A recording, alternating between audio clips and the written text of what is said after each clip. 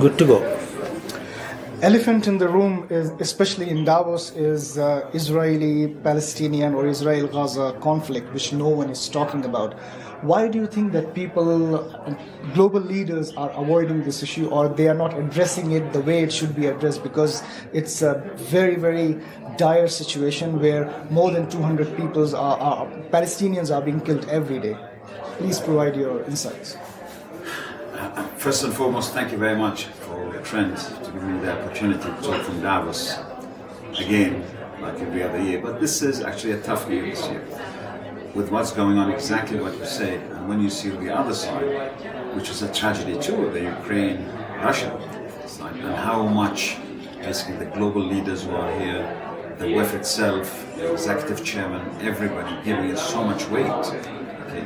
And for the Ukrainians, and totally forgetting the other side. They would say, no, they're not. There are discussions, there are some sessions on this thing. It's not a question of the session, it's a question of basically having empathy to what's going on. We all, and we have every single one of us. I'm not an official, but in my capacity as a businessman, as a human, I would say yes, 7th of October was a tragedy for the Israelis, for the Jewish community, what happened, and we condemn what happened. But to just basically keep it there and not to talk about why it happened, and then totally to forget about what's happened afterwards, and to say, oh, this is just collateral damage. That is something, it's a major problem with the world leadership. I think the world, the West, the United States, I'm sorry to say, with its poodles in the middle, have lost any humanitarian mindset in this world.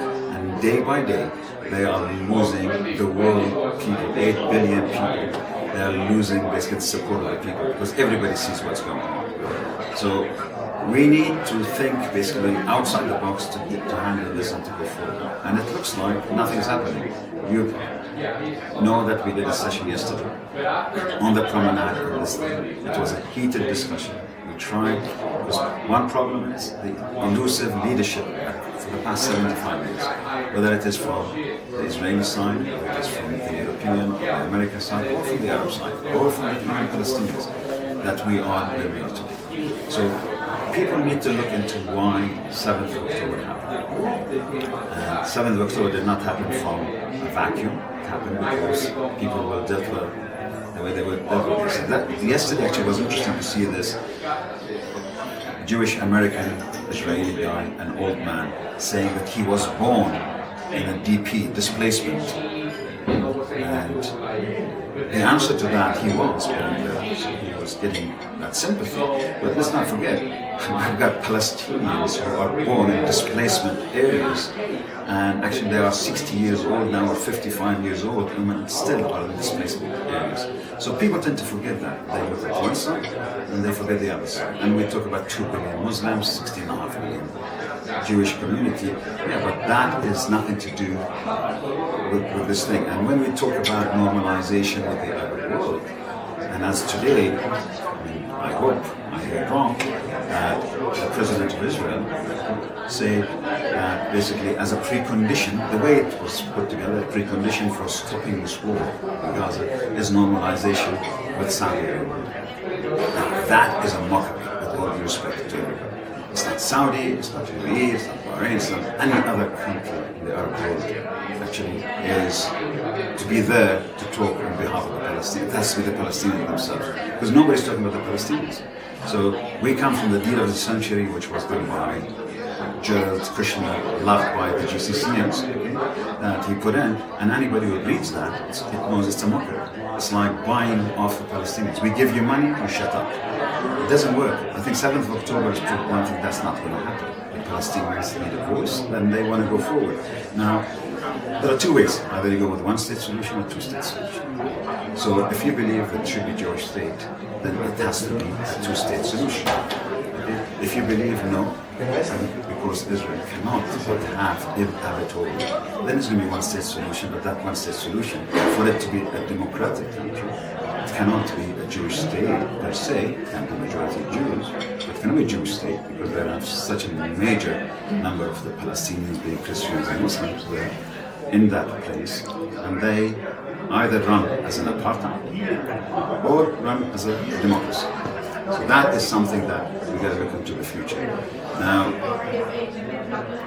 usually, after 26 years of coming to Davos, it's always been, to be fair to the West, they've tried over the years to do all these sort of making the impasse, to bring in Palestinians and Israelis together. But how much have we got out of it? Nothing, because we always talk around the issue. We don't talk about the main issue. And around the issue is that when the Jewish community, and rightly say, never again after the Holocaust. Okay? I'm sorry to say what's been created in Gaza today, it's a Holocaust. I will not say none, but it is an Holocaust for what's happened. The way the bombardment, the way 220 people being killed daily. And then when we get, it's not a question of the genocide and not genocide. Yesterday in the session we had this issue of genocide mindset or genocide. And someone said actually that the 7th of October, right, and then right. Children, whatever, was genocidal. And it was a genocide. Whilst we cannot accept, I think it was an ex-congressman saying, no, what's happening since 7th of October in Gaza, that is basically part of the war. That is collateral damage. Okay? Now, war, when you have war with an enemy who is from outside. You don't have war with somebody who's been occupied. So how can the one who's been occupied, you call it and you go and kill them and say it's a war? So you are the occupier, you've been occupied for such a long time. So I think to go forward, we need to think a bit outside the box. To think outside the box, I think for Israel and the Jewish community, they have to come down from this arrogance and power, okay, which is supported by their main client, which is the United States. Actually, if you take the United States out of the equation, people say, no, you cannot do that because you need the United States. I would say the contrary. The United States come to think outside. Actually, you take the United States out of this thing. Maybe one or two European countries to be sitting, maybe China has to be sitting there, maybe South Africa and some other countries to be sitting between these two Palestinians and Israelis to go forward. And you do not do, and here is the other issue, you don't do peace with your friend. Now, the Palestinian Authority as it is today, it basically works in the behest of the Israelis. Everybody knows this.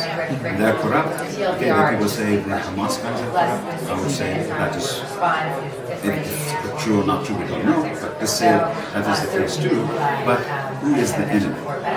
The enemy is not the Palestinian Authority. Now, coming back to Davos, I think this was an opportunity for Davos to play, or should I say the World Economic Forum, to play a real good role and to basically act on its motto, improving the state of the world for everybody, including the Palestinians. And it's not by giving them money and shutting them up, it is by virtue of giving them their state. They're something that they've been requesting and wanting for 75 years. So now we have no option but to do this. And I hope that Saudi Arabia does not normalize without this start to happen.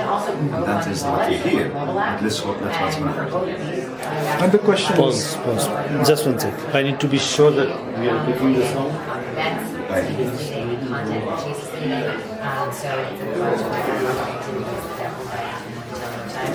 And then media is leading the way to close EPI partners. EPI now there are trading firms that want to use it. A couple are ready to use it and just onboarding the customer on their talent. So we want to decide up. Some of you may, hopefully everybody knows ETF.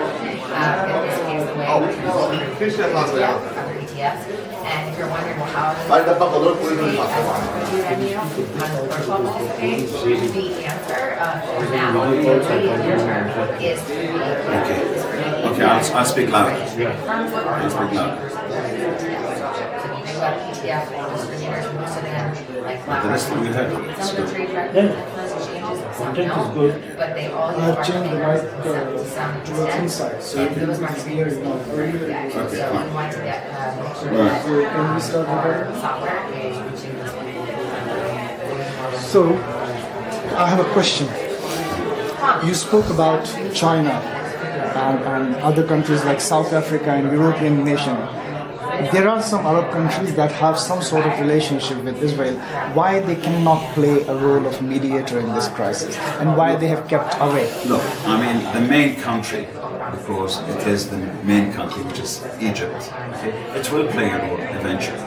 However, it cannot be someone who's going to play the role, because they will not play a role without the Americans playing a role. And that's where the problem is. And we're going to be in the same place as we were on 7th of October and before 7th of October. So nothing is going to happen. So you need outsiders who are sufficient power in terms of sitting and negotiating this thing forward.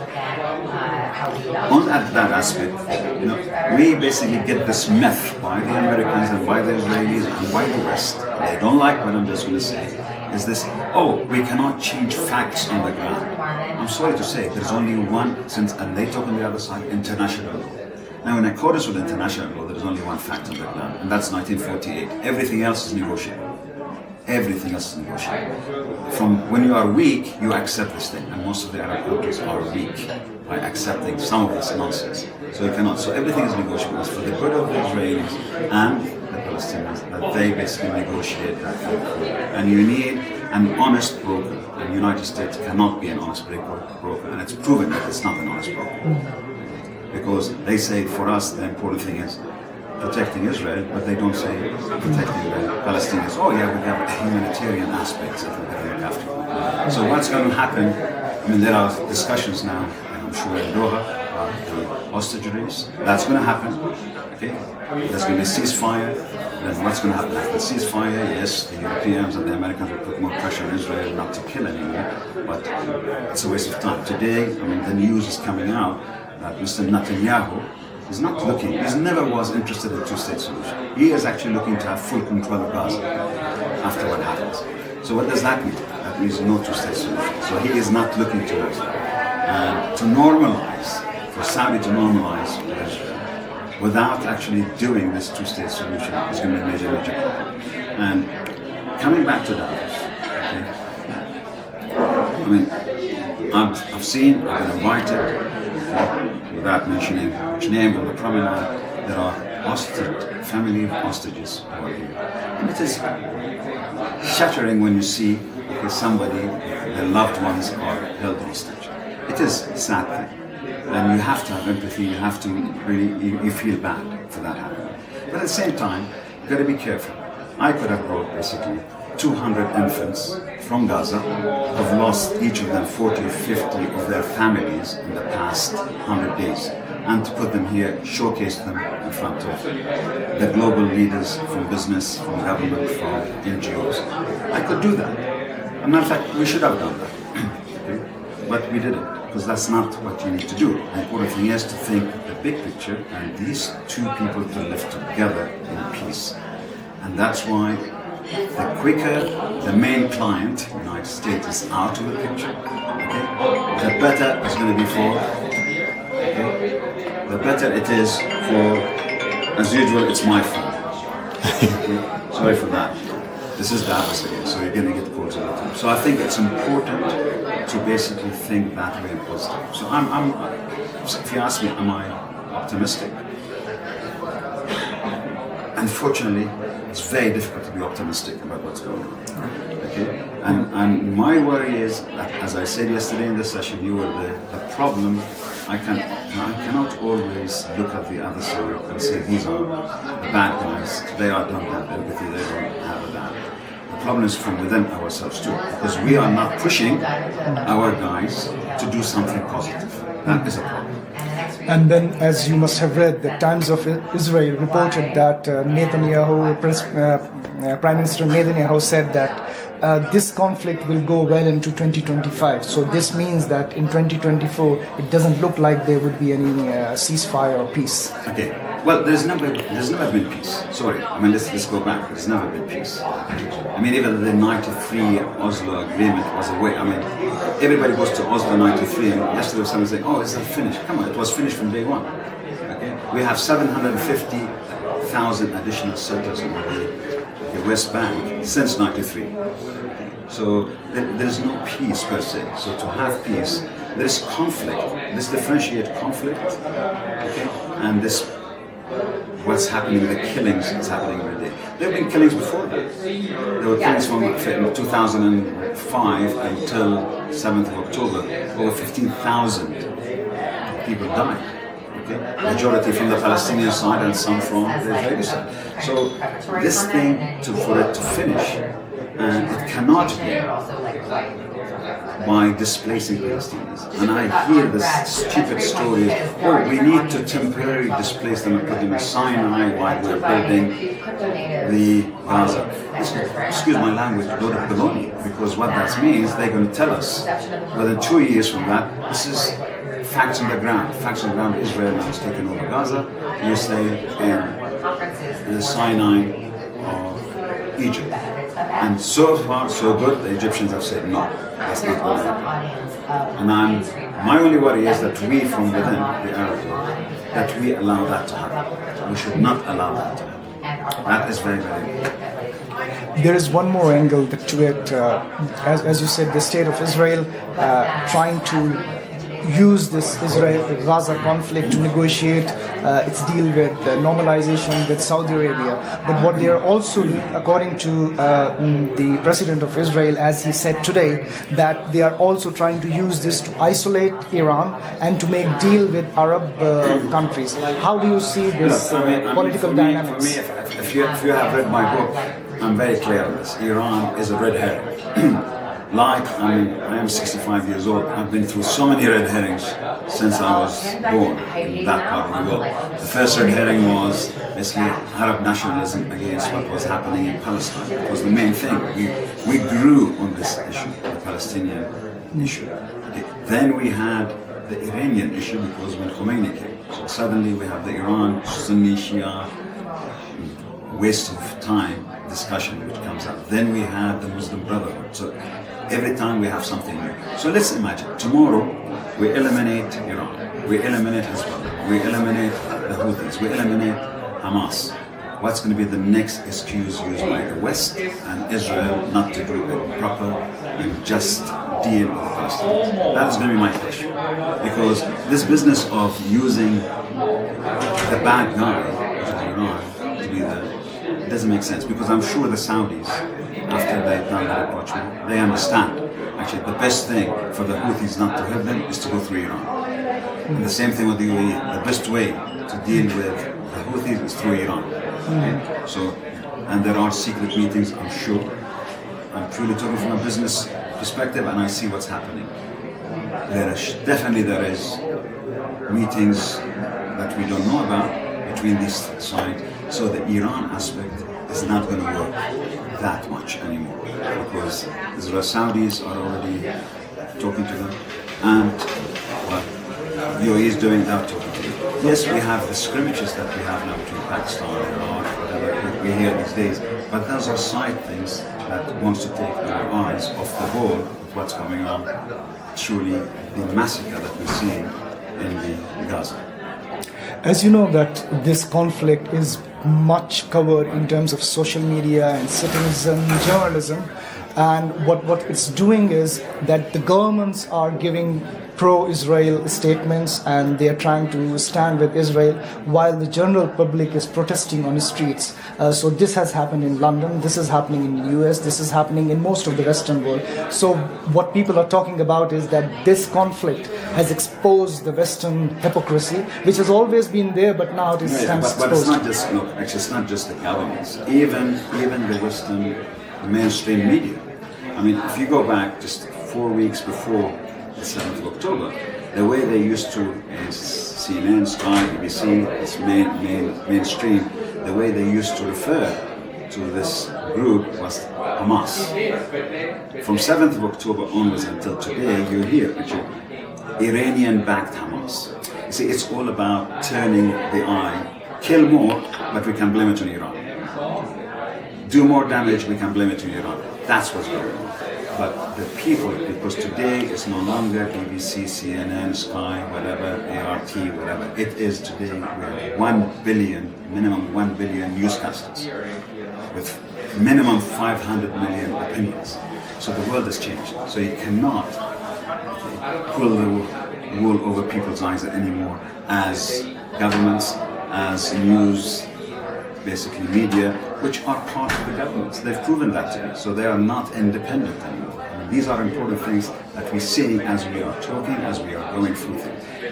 Western, a lot of the people who have interest, of course, they disagree with this. But the reality on the ground is different. And that's why when Nassim Taleb, the American writer, when he says, who is by the way very he's not anti-Israel, so it's very important, he's very friendly with Israel, but he says this is the worst, one of the worst times for Israel because they are depending on one client, which is the United States, and the United States alone. And it's not United States with 330 million people, it is United States establishment, which is very, very important to differentiate between the two, exactly for what you say. Those things are different between the mass and the top. And you saw yesterday that young American Jewish person, what he said in the meeting, smart, Ivy School guy, he says, I cannot talk in my country, because if I talk and I say I criticize, okay, then I am a bad guy. That is where things are going on. So there's polarization already in the United States, coupled with today, okay, because McCarthyism 2.0 to the power of 10. That's the way it is. So it's an impossible task in a place like the United States. Very quickly, two questions. As you know, it's an election year in US, and yes, we can think that US can go on the side and others will step in. But it looks like that US administration, to garner more votes or whatever, would continue the same policy the way they have been doing. And the second thing, from the Arab world side, do you think we'll have a Faisal moment anytime soon if this continues? What's that? Second question? Faisal moment, the oil embargo. Okay, let me answer the first one. Regardless who comes, okay, on November 6th or 7th, whatever it is, it does not make any difference for this part of the world. Okay. The only good thing, interestingly, that if Trump comes, because to be fair, during his 4 years, not that many people were killed internationally, unlike the people who were killed before him. Okay. So he's been, a bit, from that perspective, good. And I see actually, even from a Ukraine perspective, that's good news because the Ukraine war is not Ukraine against Russia, it's basically Russia, or shall I say, United States against Putin. So that's the war, and that war will stop. And even actually during, maybe even if it is divided, it will stop. But to come back to from the Arab perspective, no, the Arabs have lost it. I mean, we don't have the leadership that we had in the 70s. Of course, now people will tell you, oh, things are different in the 70s and now. Of course, things are different, but they are not different in terms of the principle. They are different in perspective is that there's more money in the US of these countries. There is more oil dependence. And three, which is an important factor, the cost of keeping people happy is substantially much more. So the regimes can't afford to do anything like it happened in 75. So I think these are the reasons that, I'm not saying it condones why not doing it, but these are the main reasons why it's not happening. And nobody wants to be what happened. I mean, at the end of the day, regardless of what we say, the United States is important for the regimes in the Arab world. They are the protectors of the regimes in the Arab world. This is a reality. And I'm glad that they are changing, they're trying to diversify, bring China, bring Russia, bring everybody else into the fold from a diversification perspective. But it's going to take a long time to rely on others rather than the United States to keep the regimes in force, in power. Great. Do you have any questions?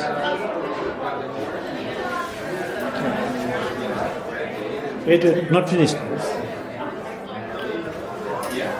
Let it record.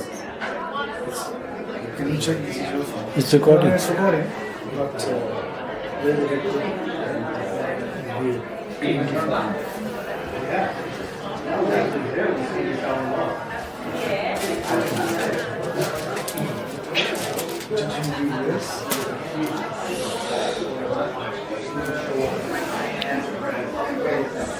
Yeah, I mean, this is part of what we are saying. Yeah. Okay, just one question.